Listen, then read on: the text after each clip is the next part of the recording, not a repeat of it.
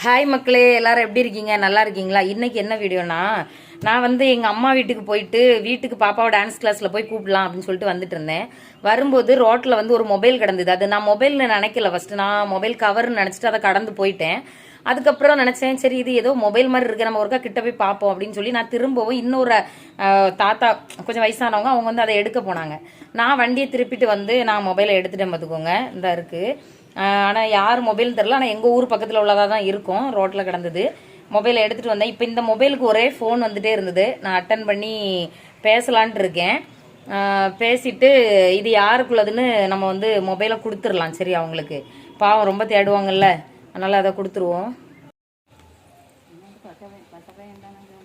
ஆமாம், தனேஷுக்கு ஃப்ரெண்டு.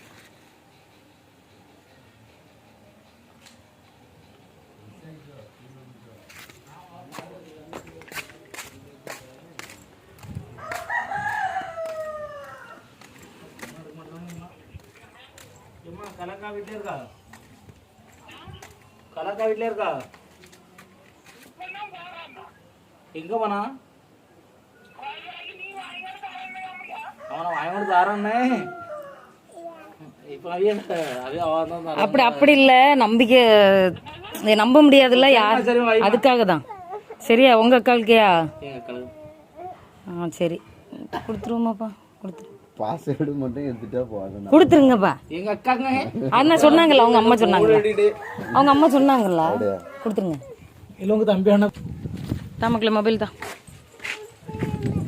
நான் வீடியோ எடுத்தேன், அப்புறம் மொபைலை ஒப்படைச்சிட்டேன்னு சொல்லணும்ல.